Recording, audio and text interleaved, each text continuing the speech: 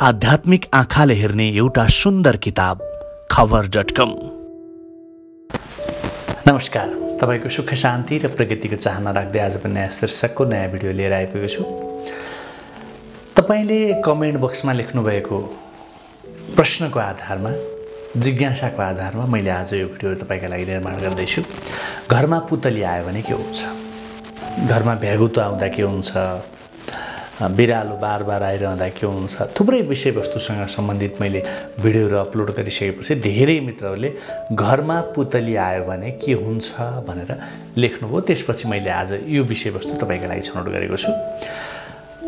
प्राचीन कालदेखि नै हाम्रा पुर्खाहरूले भन्दै र गर्दै आउनुभएको कुरा, जुन कुरा शुभ र जुन कुरामा अशुभ भनेर एउटा मान्यता राखेको छ, एउटा मान्यताहरू ल्याउनु भएको थियो। त्यो अहिलेको त्यो कुरा जति सही पहिले थियो, जति पहिले ती कुरा मानिन्थ्यो, आज पनि त्यति नै महत्त्वपूर्णका साथ अथवा महत्त्वका साथ मानिँदै आएको छ।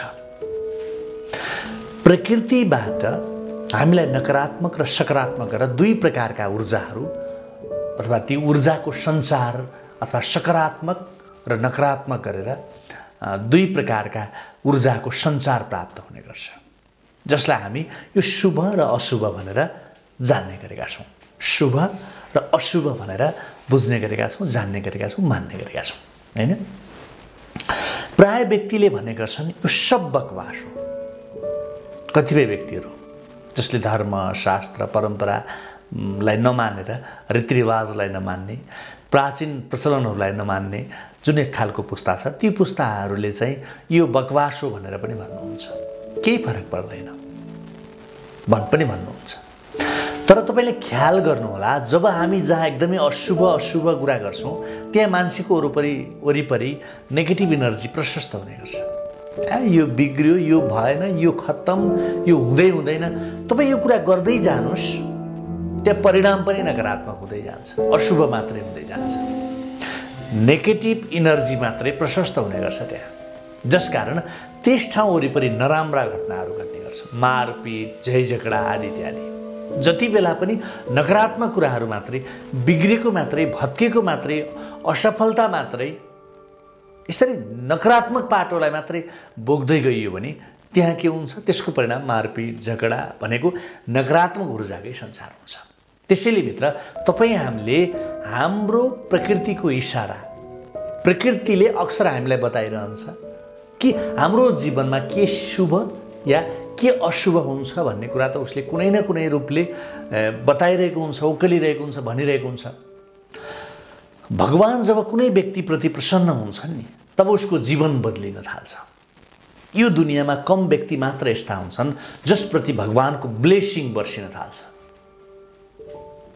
आशीर्वाद बर्सिन थाल्छ, शुभेच्छा प्राप्त हुन थाल्छ। यस्ता व्यक्तिमा धेरै खालका विशेषताहरू देखिन थाल्छन्। जुन व्यक्तिको अन्तर्दृष्टि जागृत छ, बुझ्नुस् त्यो व्यक्तिमा भगवानको कृपा प्राप्त छ। अब आजको विषयवस्तुतर्फ लागौँ। घरमा बार पुतली आउनु वा घर वरिपरि बार पुतली देखिनु कस्तो सङ्केत हो त?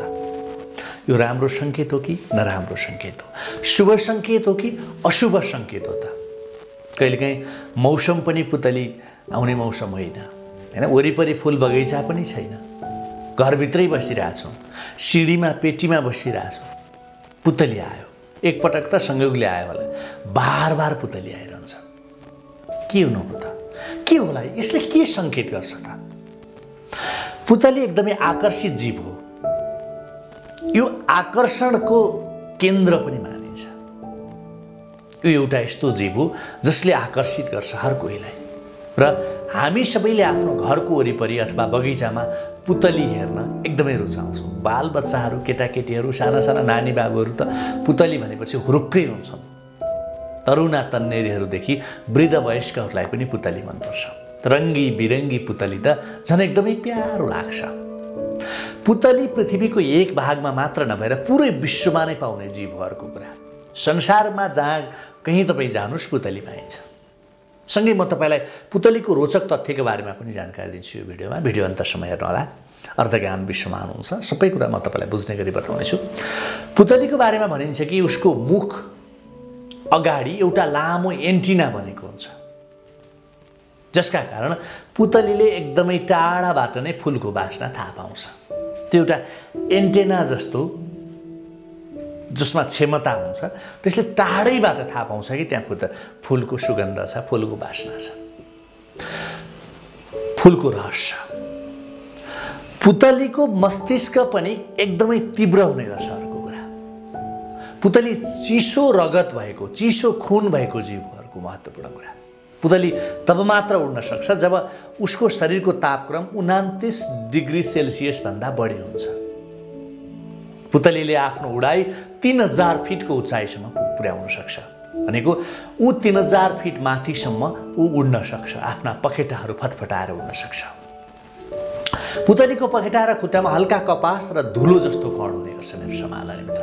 यसकारणले जब तपाईँले पुतली समात्नुहुन्छ तब तपाईँको हातमा सेतो लाग्ने गर्छ। ख्याल गर्नुभएको छ कि छैन? हैन, पुतली पक्रिँदा त्यो पुतलीको शरीरबाट, पुतलीको पखेटाबाट हामीलाई सेतो लागेको हुन्छ। जसले समात्नु भएको छ पुतली, उसलाई प्रष्टसँग थाहा होला। अर्को कुरा, पुतलीले सुन्न सक्दैन। बहिरो हुन्छ त पुतलीले भाइब्रेट चाहिँ महसुस गर्न सक्छ है। उसले सुन्न सक्दैन तर भाइब्रेटलाई चाहिँ उसले महसुस गर्न सक्छ, उसको त्यो क्षमता हुन्छ। त्यस्तै अर्को 5औं क्षमता पुतलीमा हुने, पुतलीले पनि मौरीले जस्तै फुलको रस चुसेर बाँच्ने गर्छ। तपाईँलाई धेरैले थाहा छ कि छैन, मौरीले जस्तै फुलको रस चुसेर पुतली बाँच्ने गर्छ। त्यसैगरी पुतलीले सधैँ पातमा अन्डा पार्ने गर्छ। यसले आफ्नो खुट्टाले पत्ता लगाउँछ कि यो पात अन्डा पार्न लायक छ भनेर, यो पात अन्डा पार्नका लागि लायक छैन भनेर उसले प्रष्टसँग थाहा पाउँछ। यो रोचक तथ्य हो, पुतलीसँग सम्बन्धित रोचक तथ्य मैले जोडिहालेँ। र अब ज्योतिष शास्त्र अनुसार घरमा वरिपरि पुतली आउनुलाई कस्तो सङ्केतका रूपमा मानिन्छ त? मेन मुद्दातर्फ, प्रमुख विषयतर्फ हामी आइपुग्यौँ। पुतली तपाईँको जीवनमा कयौँ प्रकारको बदलावको, जरुरीको इसारा गर्ने गर्छ, परिवर्तनको आवश्यकता बोधको इसारा गर्ने गर्छ।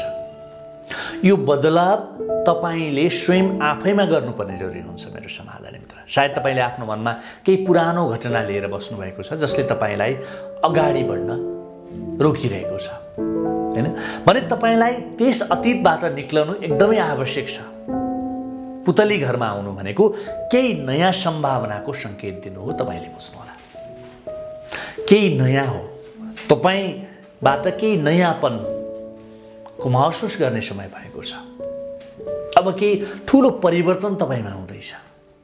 अब पुराना बितेका कुरामा तपाईँ अल्झिएर नबस्नुहोस् भन्ने कुराको सङ्केत गर्छ।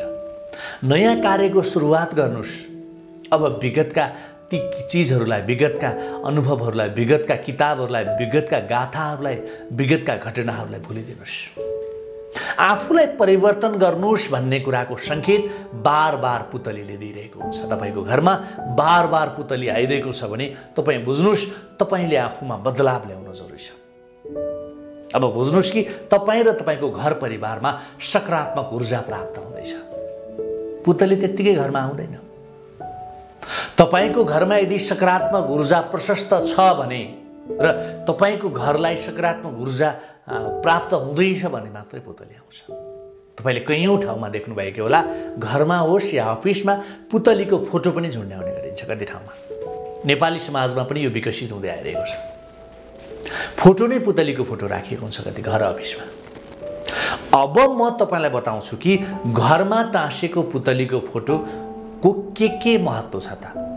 अब यो विषय उठाउनुभन्दा अगाडि तपाईँले बुझ्नुभयो होला, बार बार घरमा पुतली आउनुले के सङ्केत गर्दछ? तपाईँ अब सुतेर नबस्नुहोस्, तपाईँ अब व्यर्थमा समय खेर नफाल्नुहोस्, तपाईँ अब विगतका कुरामा अल्झिएर नबस्नुहोस्, तपाईँ आफूले आफूलाई परिवर्तन गर्नुहोस्।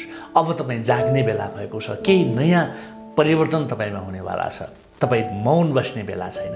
भाग्यले तपाईँलाई अब केही दिँदैछ भने तपाईँ अब चुपचाप बस्नुभयो भने त्यो समय बितेर जान्छ र खेर जान्छ। एउटा नयाँ परिवर्तनको समय सुरुवात हुँदैछ। यो मौकालाई तपाईँले नचुकाउनुहोस्। अब भाग्यले दियो भनेर ओछ्यानमा सुतेर हुँदैन, अब जाग्ने बेला भएको छ भन्ने कुराको सङ्केत तपाईँको घरमा आएको, बार बार आएको पुतलीले सङ्केत गर्दछ भन्ने कुराको व्याख्या गर्दछ ज्योतिषशास्त्रले। अब मैले उठाउन खोजेको कुरा घरमा टाँसेको पुतलीको फोटोको महत्त्व। विहीन घरमा पुतलीको फोटो टाँस्ने गरिन्छ। यदि हामीले घरमा रङ्गी बिरङ्गी पुतलीको फोटो राख्यौँ भने घरमा सुख समृद्धि प्राप्त हुने गर्छ भनिन्छ। सम्झिनुहोस्, यदि तपाईँको घरमा पुतली आउनु वा फोटो मात्र टाँस्नाले पनि परिवारमा खुसियाली छाउँछ। रङ्गी बिरङ्गी रङ्गीन पुतलीको फोटो राख्नुहोस्, यानि कि केही समस्या केही कष्ट तपाईँको घरमा कहिल्यै पनि आउने छैन भन्ने कुराको व्याख्या ज्योतिषशास्त्रले गरेको छ। अत्यन्त शुभ मानिन्छ। यो धेरै भएको छैन, परापूर्व कालमा पनि गरिन्थ्यो। विश्वका धेरै मुलुकहरूमा पुतली राखिन्छ, जसमा जुन देशमा जुन मुलुकमा हिन्दू धर्म मानिँदैन, अन्य आफ्नै खालका धर्महरू मानिन्छ, पुतलीलाई एउटा सकारात्मक ऊर्जाको प्रतीकका रूपमा घरमा टाँस्ने गरिन्छ उसको फोटो तस्बिर। यदि तपाईँले मनले चाहे जस्तो जीवनसाथी पाउन चाहनुहुन्छ भने वा तपाईँको धेरै उमेरसम्म पनि विवाह भएको छैन, बिहे गरौँ भनेकोमा कुरामा मात्रै सीमित भएको छ, केटी हेर्नका लागि बाबुआमा सारा शाखा सन्तान लागे, आफूले पनि बहुत हेरियो, कसैसँग मन मिलेर बन्धनमा बाँधिन पाए हुन्थ्यो भन्ने चाहना जाग्यो, तर पनि भइरहेको छैन भने रङ्गी चङ्गी पुतलीको फोटो उत्तर दिशामा तपाईँले आफ्नो घरको उत्तर दिशामा टाँस्नाले पनि तपाईँलाई एकदमै शुभ फल प्राप्त हुन्छ भनिन्छ। तपाईँको जोडीसँग छिट्टै भेट हुन्छ। जसको विवाह भएको छैन उसले त्यो गर्न सक्नुहुन्छ। लोग्ने स्वास्नीको सम्बन्धमा दरार छ, झगडा मात्रै हुन्छ, जति बेला पनि किचकिच र कचकच मात्रै हुन्छ, एकले अर्काको विचारलाई स्वीकार नै सकिँदैन भने आफ्नो बेडरुममा पश्चिमपट्टि भित्तामा तपाईँले रङ्गी चङ्गी पुतलीको फोटो टाँस्नाले पनि सारा समस्या समाप्त भएर जाने कुरा ज्योतिषशास्त्रले व्याख्या गरेको छ। अब तपाईँले यही रङ्गी चङ्गी पुतली घरमा आएको वा घर वरिपरि देख्नुभयो भने बुझ्नुहोस् तपाईँलाई पर्याप्त धन प्राप्त हुँदैछ। अब तपाईँ सुत्ने बेला छैन। यदि अविवाहितले देख्नुभयो भने छिट्टै तपाईँको विवाह निश्चित छ भन्ने कुराको पनि सङ्केत गर्छ।